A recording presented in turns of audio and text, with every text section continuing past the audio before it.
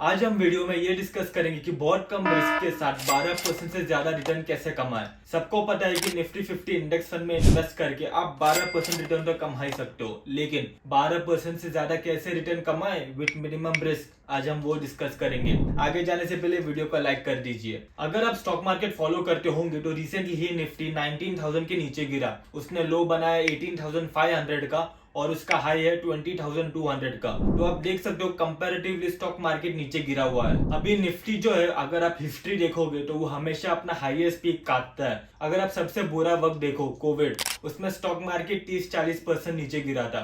सबको लगा था कि दुनिया खत्म होगी, स्टॉक मार्केट कभी ऊपर नहीं आएगा और नीचे जाएगा, लेकिन एक साल के अंदर ही उसने अपना सिर्फ हाईएस्ट पीक ही नहीं काटा बल्कि 100% रिटर्न डबल चला गया स्टॉक मार्केट अगले 2 सालों में। तो इससे हम एक ये देख सकते हैं कि स्टॉक मार्केट जो ये अपना हाईएस्ट पीक हमेशा काटता है। तो इसका बेसिक यही सजेशन रहेगा कि आप एटलीस्ट 2 से 3 साल का टाइम फ्रेम दे। आप जब भी इन्वेस्ट करोगे तो ये सोच के इन्वेस्ट करो कि 2 से 3 साल में मैं इसको होल्ड करूंगा। अगर आप सिर्फ 1 साल या 6 महीने 2-3 महीने में ही प्रॉफिट चाहते हो और अगर आपको लॉस हो जाए, आप पैनिक कर रहे हो, तो मेरे पास एक सजेशन है आपके लिए। आपको स्टॉक मार्केट छोड़ देना चाहिए। पहला होगा कि आपको 2 से 3 साल के टाइम फ्रेम में इन्वेस्ट करना है और दूसरा है कि आपको स्टॉक मार्केट में हमेशा इन्वेस्टेड रहना है। भले ही अगर आपको लगे कि स्टॉक मार्केट ओवर वैल्यूड है तो आप अपने पोजीशंस कट करो, अपना पोर्टफोलियो निकाल लो, स्टॉक्स बेच दो, आधे बेचो, 1/4 बेचो, मुझे नहीं परवाह, लेकिन थोड़ा अमाउंट जो है वो हमेशा स्टॉक मार्केट में लगा रहना चाहिए। इसके पीछे एक रीजन है, बताता हूँ। स्टॉक मार्केट जो है ना 70 to 80 टाइम्स साइडवेज रहता है। 100-200 पॉइंट ऊपर जाएगा, 100-200 पॉइंट नीचे जाएगा, लेकिन कुछ 3-4 दिनों में ही ना स्टॉक मार्केट 5-10% ऊपर चला जाएगा और फिर वो उधर जाके कंसोलिडेट हो जाएगा। तो ये जो 3-4 दिन का जो प्रॉफिट आता है ना, यही मेन प्रॉफिट होता है स्टॉक मार्केट में। अगर आपने ये 3-4 या एक हफ्ता जो मेन रैली है वो मिस कर दी, स्टॉक मार्केट में इन्वेस्ट करने का कोई फायदा नहीं है। इससे अच्छा आप कहीं और पैसे लगा दो।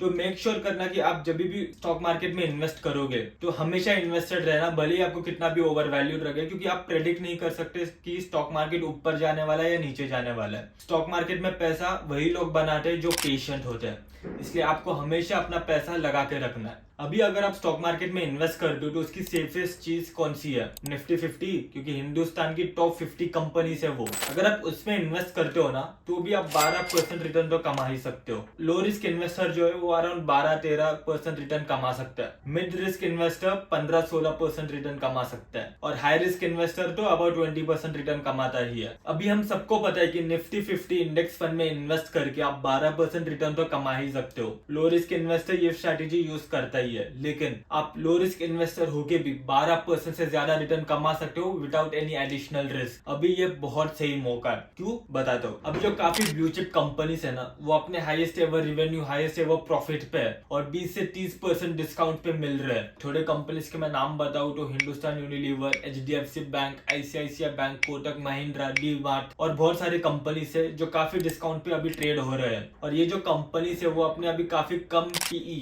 प्राइस टू अर्निंग रेशियो पे है।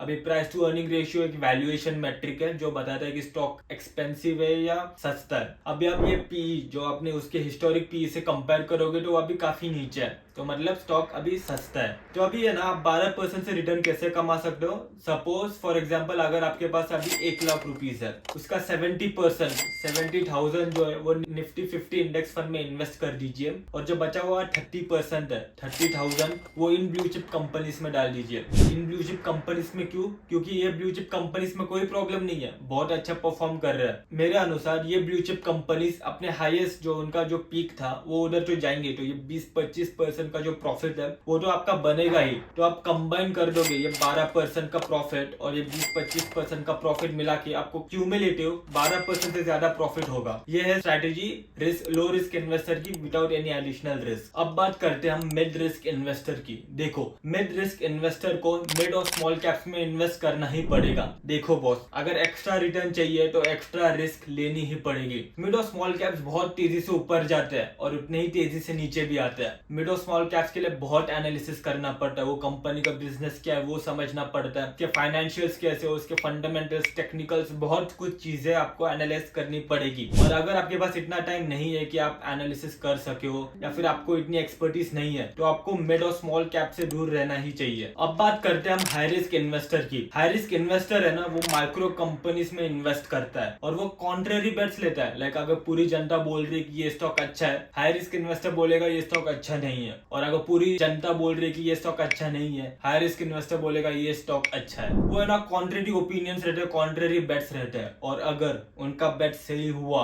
तो इतना ज्यादा पैसा कमाते हैं ना वो लोग, क्या बताओ। High risk investor micro companies में इन्वेस्ट करते हैं, कॉन्ट्रेरी बेट्स लेते हैं। और हाई रिस्क इन्वेस्टिंग के लिए बहुत थिक स्किन चाहिए, उसमें आपका बहुत सारा लॉस हो सकता है, आपकी बहुत सारी इंसल्ट हो सकती है, लेकिन जो मजा है ना, जो किक है ना हाई रिस्क के लिए, वो अलग ही है। और हाई रिस्क इन्वेस्टिंग 95 to 98% लोगों के लिए नहीं है। आप कौन से टाइप के इन्वेस्टर हो कमेंट्स में बताइए। वीडियो पसंद आया तो लाइक कीजिए and subscribe invest with Kartik.